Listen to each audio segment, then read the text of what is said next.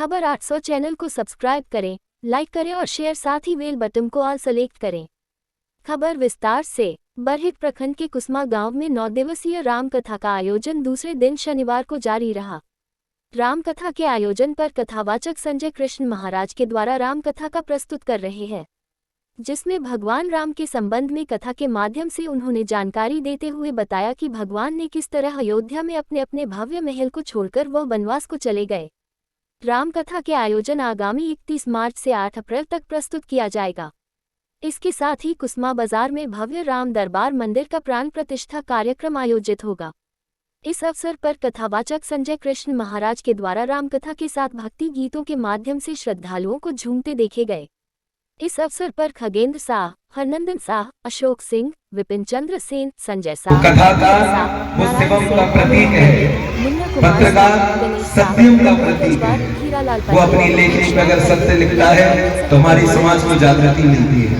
वो कलाकार वो सुंदर है, वो अपनी कला के द्वारा समाज को एक सीख देता है। कितनी सुंदर बात, सत्यम शिवम सुंदरम। सत्य है पत्रकार, शिवम है कथाकार और सुंदर है कलाकार। कथाकार अपनी वाणी के द्वारा समाज को सुधारता है, जो काम नहीं कर रहा है। पत्रकार अपनी लेखनी के द्वारा समाज को जन चेतना जन जागृति देता है।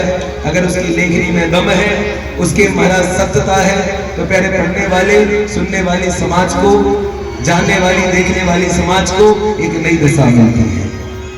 और जो कलाकार है प्यारे, वो अपनी कला के द्वारा हमें, हमारे समाज को एक नई दिशा, एक नई राह, एक नया पथ, एक नया धर्म, एक नई सीख, एक नया लक्ष्य, एक नया मंजिल दे सकता है। तो कथाकार, कलाकार और पत्रकार, ये सत्यम शिवम सुंदरम साक्षात भोले बाबा है। एक बार प्रेम से बोलो हर हर हर घर घर घर। प्यारे, इसलिए जीवन में 3 लोगों की सन्निधि में जरूर रहे, आपका जीवन सफल है। तो आइए, हम बात कर रहे थे कि रामकथा में जीवन जीना सिखाती है। एक बात मुझे याद आई, अगर यहाँ पे बैठे लोगों को लगता होगा दुनिया आज पृथ्वी से चांद पर पहुंच गई, मंगल ग्रह में जाने की चेष्टा कर रही है, और आज आप वही रामकथा पढ़ रहे हैं जिस रामकथा को भारत का बच्चा बच्चा जानता है। एक कथा याद आई। एक बार एक वृद्ध व्यक्ति रेलवे स्टेशन पर बैठकर अपनी ट्रेन का इंतजार कर रहा था।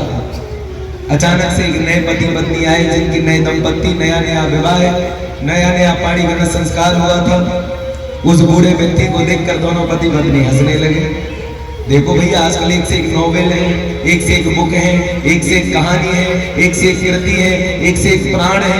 ये बाबा आज भी रामकथा पढ़ रहा है, इसको रामकथा याद नहीं हुई क्या कि राजा राम दशरथ के बेटे थे, 4 भाई थे, 3 रानियां थी, 14 वर्ष के लिए वनवास गए, सीता का हरण रावण ने किया, हमारे राम ने रावण को मार दिया, इसमें नया क्या है? बूढ़ा व्यक्ति बोला, भैया तुम नोवेल पढ़ो, हमारी रामकथा हमें जीवन जीना सिखाती है। और हमारे जीवन में अगर रामकथा है तो जीवन में कभी कोई गलती नहीं हो सकती।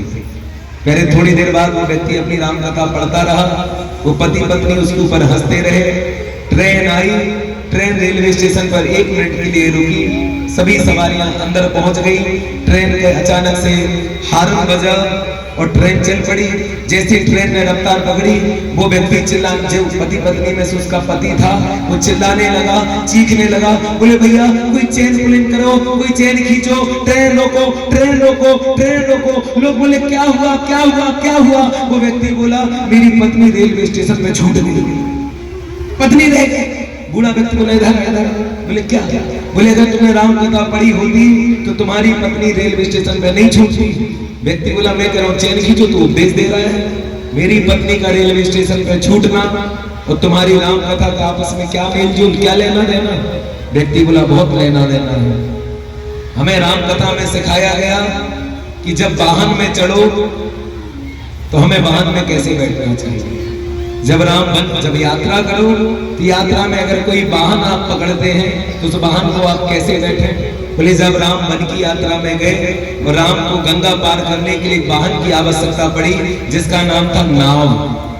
और जब नाव लेकर केवट आया तो उस नाव में सबसे पहले राम नहीं चढ़े, सबसे पहले राम नाव में किसको बिठाया? बोले सीता जी को बिठाया। उसके बाद राम खुद बैठे हैं फिर अपना लगेज, अपना सामान उस नाव में रखा है, फिर उसके बाद लक्ष्मण को बिठाया है। इस कथा का सार यह है कि जब भी जीवन में यात्रा करें तो सबसे पहले अपनी पत्नी को वाहन में बिठाएं, फिर अपना सामान चढ़ाएं और फिर खुद बैठे। अगर तुमने राम कथा पढ़ी होती तो पहले तुम्हारी पत्नी रेलवे स्टेशन पे नहीं छूटी, खुद तो बैठ गया ट्रेन में, पत्नी को छोड़ दिया रेलवे स्टेशन में। एक बार जोर से बोलो, और जोर से। पहले राम कथा की एक एक पात्र, एक एक कहानी, एक एक शिक्षा हमें अपने जीवन में कुछ करने के लिए, आगे बढ़ने के लिए प्रोत्साहन देती है, उत्साह देती है और हमें अपनी मंजिल पर पहुंचाती है। इसलिए पहले जमकर सुनना। और आज शुरुआत है, इसलिए मैं समझाता जा रहा हूं। राम की कथा है और महाभारत का प्रसंग हमें सिखाता है कि हमें जीवन में क्या करना है, क्या नहीं करना है। आपको पता है द्रौपदी ने दुर्योधन से कह दिया था कि अंधों के बेटे अंधे होते हैं। बस इतनी सी बात में कौरव और पांडवों में एक परिवार में महाभारत करा दिया। अंधों के बेटे अंधे होते, अर्थात वो शिक्षा की हमें जबान संभाल के बोलना चाहिए। अगर भाई भाई का झगड़ा है तो घर की स्त्री को बीच में नहीं पड़ना चाहिए। और आज कौरवों ने छल करके पांडवों की धन दौलत को हड़प लिया, उस घर में महाभारत हो गई। तो सच बताओ कुसुमा वालों, तुम्हें अपने घर में राम कथा चाहिए या महाभारत की कथा चाहिए? अगर राम कथा चाहिए तो पहले अपने जीवन में अपने भाई की संपत्ति को कभी हड़पना मत, पहले तुम्हारे घर में कभी महाभारत नहीं होगी। और एक और बात कहूं, जहां एक भाई दूसरे भाई को संपत्ति हड़प लेता है, पहले उसी घर में महाभारत होती है। लेकिन जब एक भाई दूसरे भाई के लिए अपना हक, अपना हिस्सा, अपना राज्य छोड़ देता है, पहले उसी घर में राम की कथा होती है। पहले अगर हड़प लिया हो तो आज जाकर वापस कर देना, तुम्हारे घर में महाभारत ना हो तो राम की कथा हो।